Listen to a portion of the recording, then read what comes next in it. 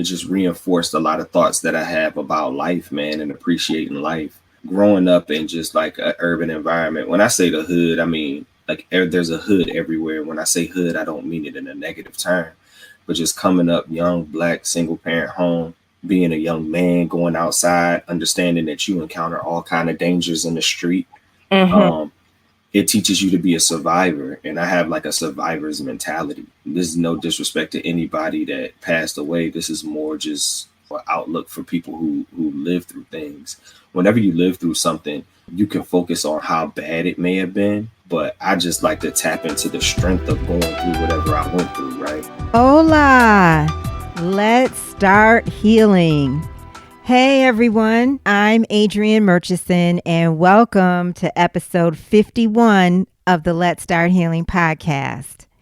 We have more in common than we think, and what we have in common can change the world. And I'm going to say that one more time. We have more in common than we think, and what we have in common can change the world. So, embedded in our regular Let's Start Healing episodes, I have brought some social commentary from time to time on what is going on in 2020, including social unrest and the pandemic. And I have promised 3 ready and real segments with Black men navigating 2020. These 3 Black men are family members. 2 of them you met already in episode 47 and episode 50, and you're going to meet the 3rd one today. I thought it would be really great to talk to young Black men, these 3 family members of mine. 2 of them are my nephews and 1 is my cousin, and they range in age from late 20s to late 30s. You've met 2 of them, as I said. Actually, it's a return to Let's Start Healing by my nephew, John Murchison. I was going to resist saying this, but it really is true. I have to say, he is one of my heroes on planet Earth. He's definitely one of the joys of my life. I've been really blessed to have an awesome family. But the reason that I say that he is one of my heroes or one of the people that I most admire is because he's not perfect. He's not perfect, but he has such a great sense of himself, and we are not exactly the same spiritually, but we talk so often that more and more I realize that so many fundamental things spiritually we are simpatico about. And the reason that I admire him so much is because different areas where I try to grow spiritually and I try to stay focused on and remember during difficult times, he has a natural knowing about all the time. And he's here to talk about 2020 and navigating 2020 as a young Black man, a young Black family man. But there's just something that I have to share. I was talking to him about something about a week ago, and he had made a comment to me about how I'm not patient, and patience basically is what was coming through in a text message exchange between us. And he is a very patient person, and it has prompted me to share a passage from A Course in Miracles on patience. It's just a paragraph that I think really speaks to his nature. If anyone is familiar with A Course in Miracles, the word teacher is going to come up in this paragraph, teacher of God. And one of the aspects of A Course in Miracles is that we are all teachers of God, that we all learn from each other, that we're all connected and we're all one. So it says, those who are certain of the outcome can afford to wait and wait without anxiety. Patience is natural to the teacher of God. All he sees is certain outcome, at a time perhaps unknown to him as yet, but not in doubt. The time will be as right as is the answer. And this is true for everything that happens now or in the future. The past as well held no mistakes. nothing that did not serve to benefit the world as well as him to whom it seemed to happen. Perhaps it was not understood at the time. Even so, the teacher of God is willing to reconsider all his past decisions if they are causing pain to anyone. That's the one line that I would imagine he would say, oh no, that doesn't describe him, that he's willing to reconsider all his past decisions if they are causing pain to no one. He might not agree with that 100%. But this next line, patience is natural to those who trust. That's him. Sure of the ultimate interpretation of all things in time, no outcome already seen or yet to come can cause them fear. And that's him as well. So let's meet him. Let's get started and let's start healing. Welcome, Russell. The purpose of this exercise is to ask what you have learned about yourself through the pandemic. You're in like a cocoon with your tribe. It's no different, it seems, than any other time. It's different. I think it's like I guess the best way to express it would be like putting what you think would happen to practice. It's like almost like visualizing, like say for instance, you want to write a play or you want to write a book about something and you can picture in your head how it's going to go, but it doesn't feel real until you put it on paper. It's the same thing. Like I know that I can kind of just operate like the way that I operate, but this is forcing me to do it in real time, like in a real experience. I mean, for the most part, I've been fine, but I can feel the difference between, normal life and then going through this global pandemic. What do you feel? I just feel the energy of other people. In my household, it's not that bad. I think I feel bad for the kids that they don't get to do a lot of things that they would normally do, especially Marley for school. I think that's like a big thing. She's going to middle school for the first time like this year, but this time she has to start virtually. Kids get lockers, they get a new backpack, they get to switch classes. It's just a new form of independence. Yeah. So I wish she was able to experience that normally. With Jack, he likes going to the stores. He likes going to the park. We didn't go to the beach this year. So it's a lot of things that, in his evolution and becoming a bigger child, I just wanted him to be able to do some things and get to enjoy them. By being at home and having space, thank God, it hasn't been that bad because they've been able to go outside, kind of play out there a little bit, and then they don't feel like they're on top of each other. Everybody's got their own space if they need it, and we all come together and just do stuff. So you moved into a new home, and I was wondering if you think this would have been a completely different experience if you were living in an apartment. Oh, definitely. I think one of the biggest things about the pandemic that gives people some anxiety is just being around people that they don't know, right? Like you don't know how that person is treating the rules or the rules that they want to live by. And so being in an apartment, I think it would have just been more difficult because you're worried about all these neighbors, these communal spaces, going to certain situations where you just have to interact with people. In this situation, at least at home, I'm kind of like in a bubble, but it's been the opposite for me at work because I never worked from home. Like the entire pandemic, I've been going to work. Yeah, I was curious about that too. You were never, when everybody was really shut down, you were still going to work. And so what was that like? It's different. I'm not one of those people that feel like, I'm not going to get too much anxiety about something that I have to do. Like if I have to do it, I have to do it. It's not really a choice about being worried about it or being down about it, because that's just going to bring my whole mood down about whatever's going on. So the crazy part about my job is I work in a small department where it's only like 8 people total. 6 of us are technicians, and then we have an administrative person, and then we have my supervisor, of course. And so in that bubble inside of there, I'm good. But then when I have to go out on the yard is when I actually interact with more people.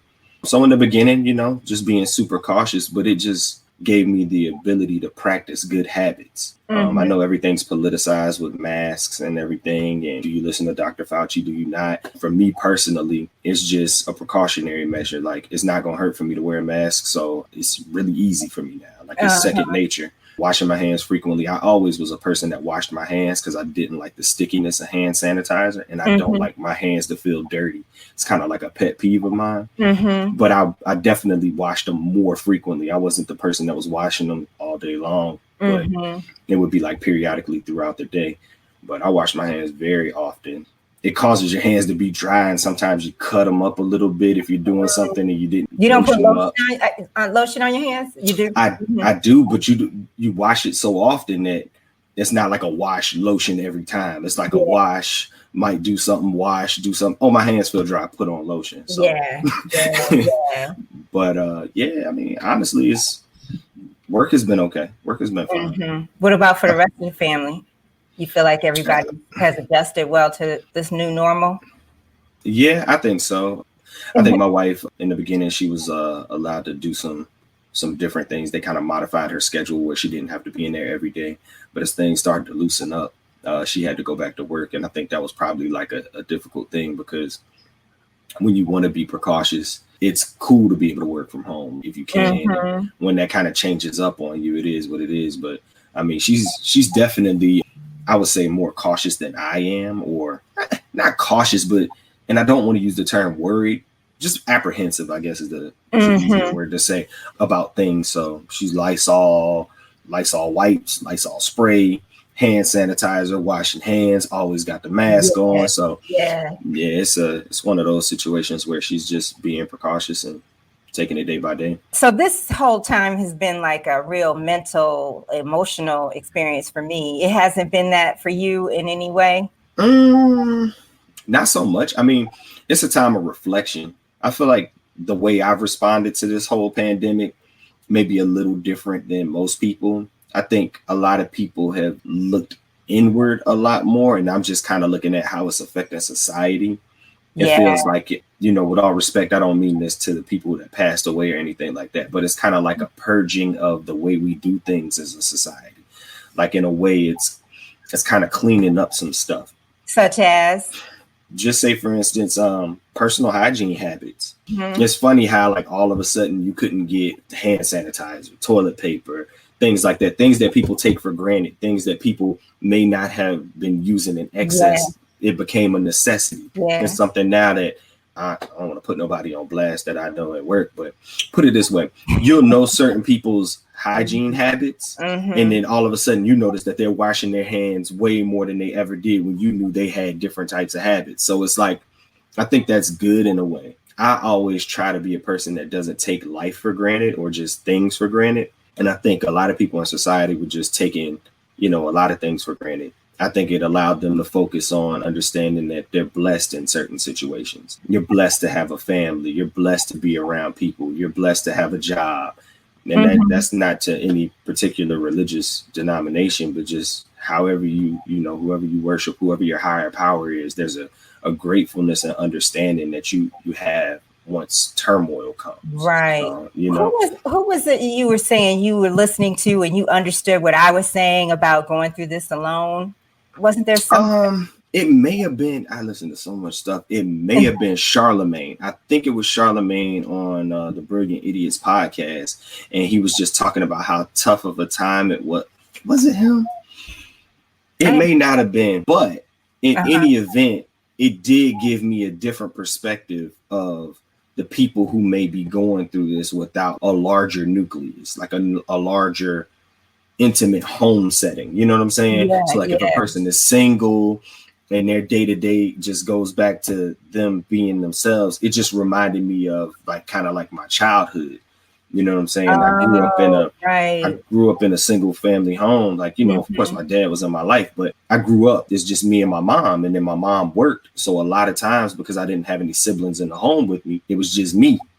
And so I learned how to just deal with myself, be myself, learn myself. And I think that's another odd benefit of going through something like this, is you have to look inward. You can't have a lot of distractions, but also that can be difficult for people. Yeah. Well, I think it's something when you can't do what you want to do, because a greater part of me, believe it or not, is a loner. I get my groundedness when I'm alone, but I also like to be social.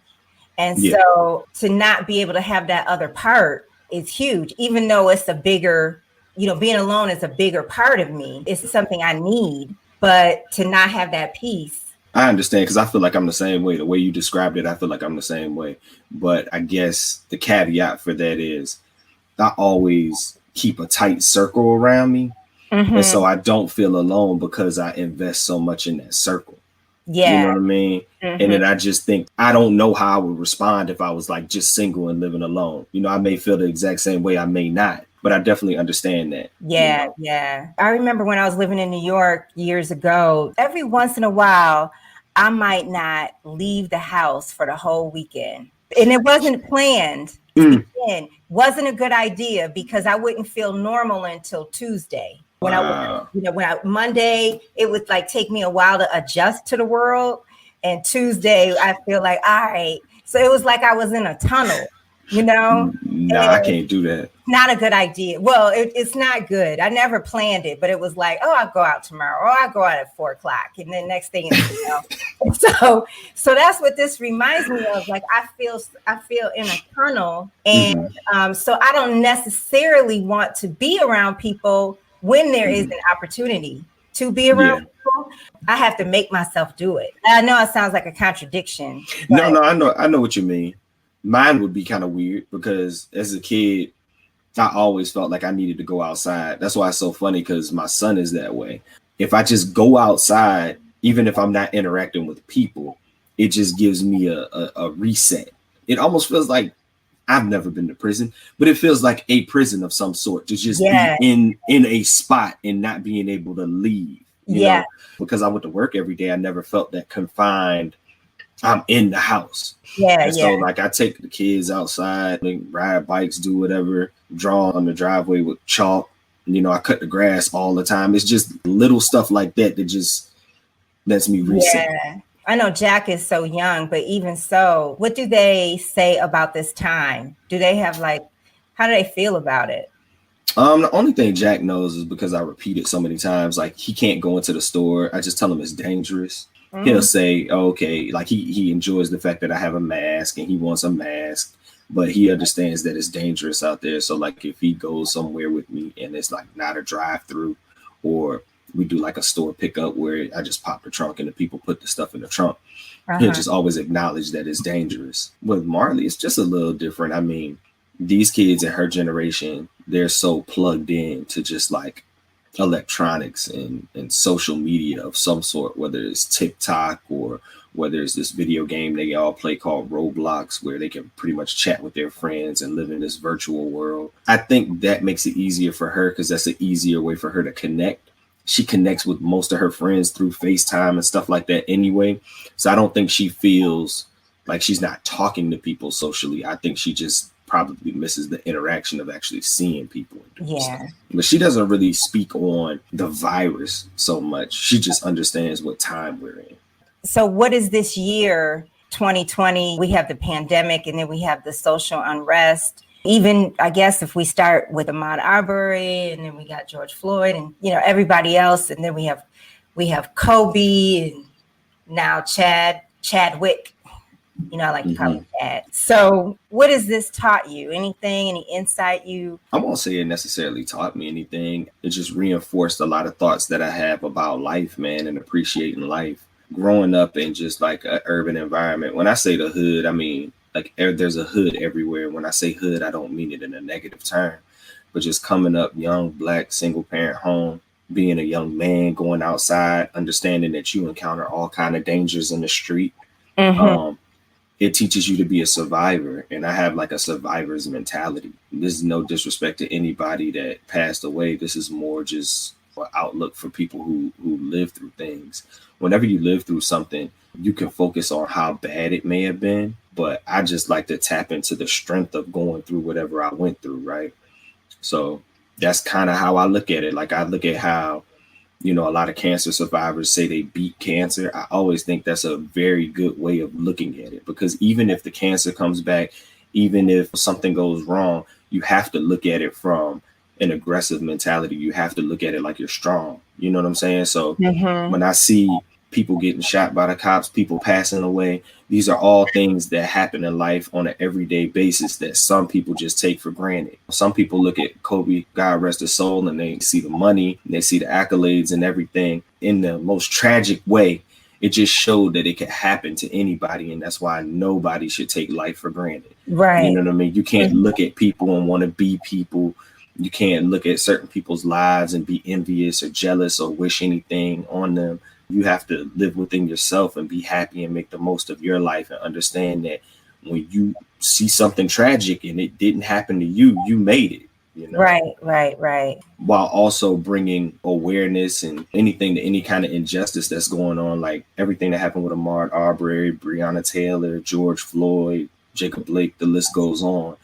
You have to understand that you do need to fight for that, but at the same time, you're here to fight. Those people probably wouldn't want to be famous for what happened to them. They'd rather be like you. They'd rather the world not know who you. I wish the world didn't know who I was and I was still alive. Like, right. So I definitely just think that from that standpoint, I just look at it from a survivor's mentality. Yeah.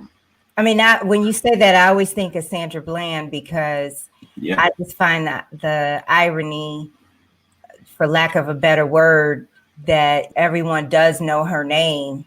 And, you know, she was on a mission. She had a calling about this social justice and police shootings. And then look what happened to her and the difference that she's made. She did make a difference, but she didn't know that it would cost her her life.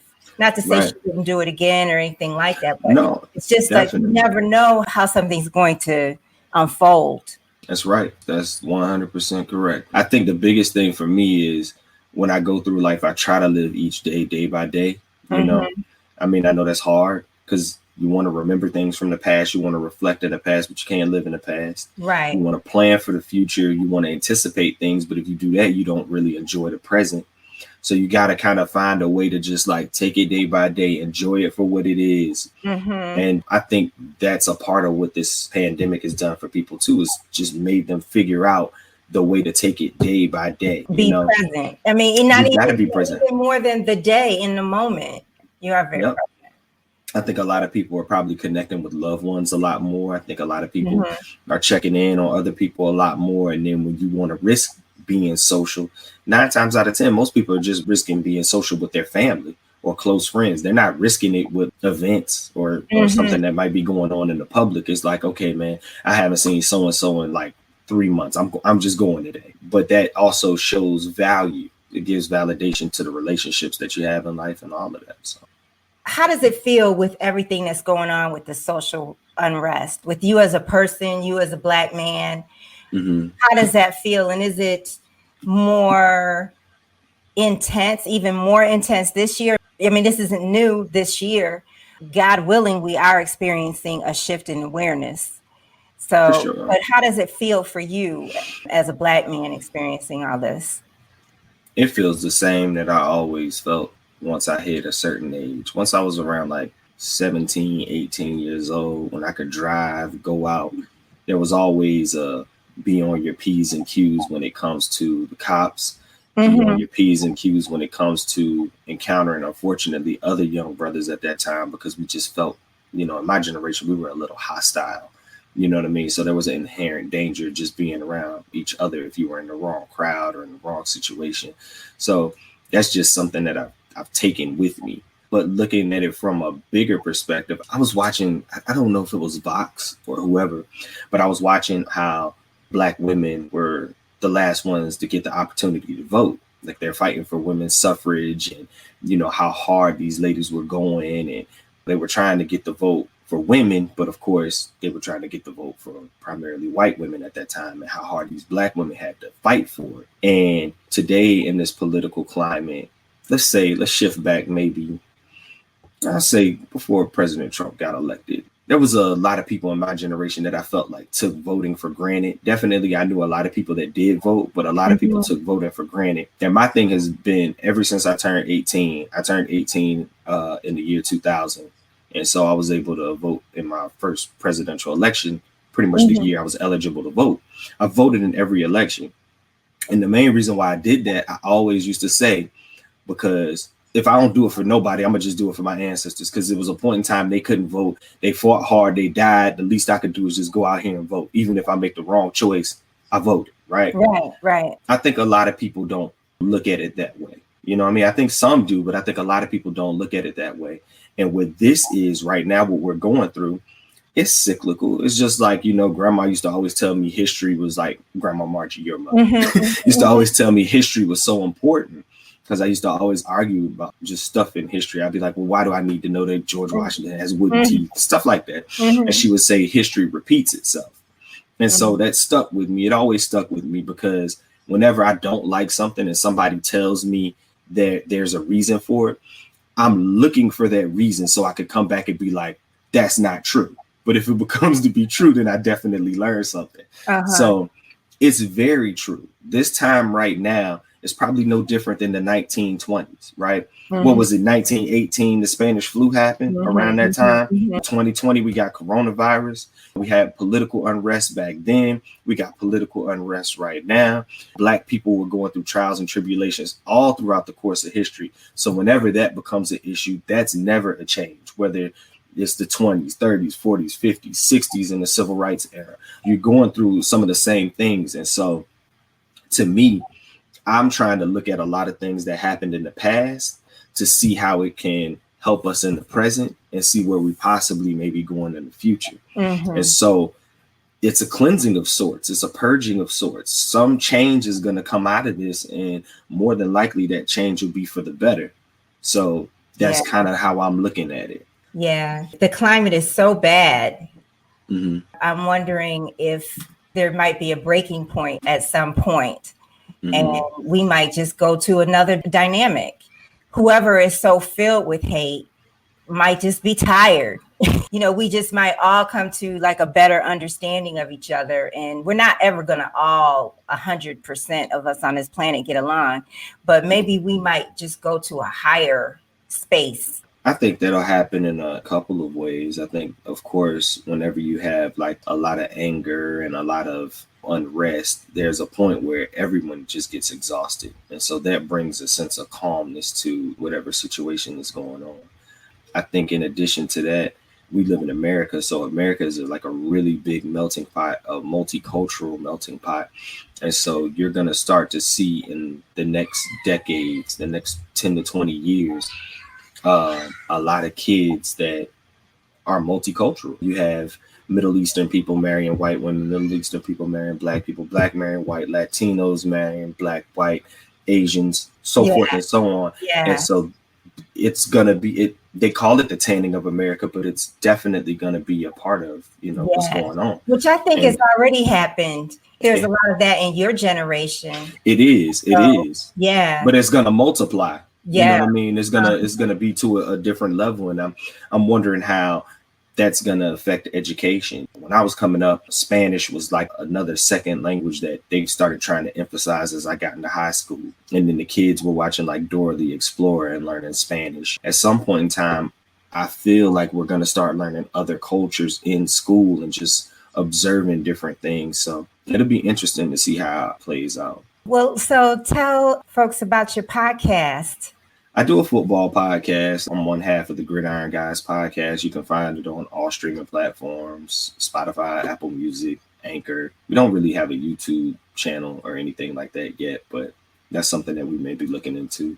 We're on Instagram at the Gridiron Guys Podcast as well. Basically, we just do a weekly podcast about football, primarily the NFL, but we touch on college, doing a podcast segment on fantasy football, a little more talking about our league specifically, but just other fantasy highlights. Well, There's me and my partner, Sean Davis. Let me holler out Sean Pesos. And my cousin Chi is the EP, executive producer. And shout out to Sadi Stacks. He's also doing a lot of things behind the scenes, and you'll probably hear his voice this year. Well, thank you for doing this.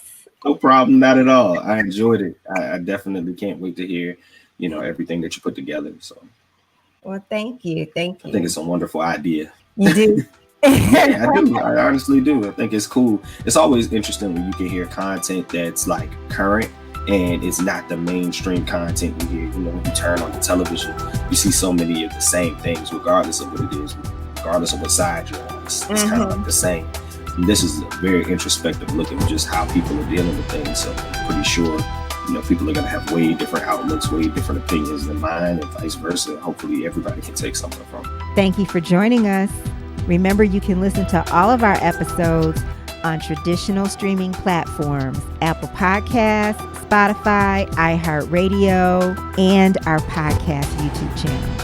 Until next time, let's start healing.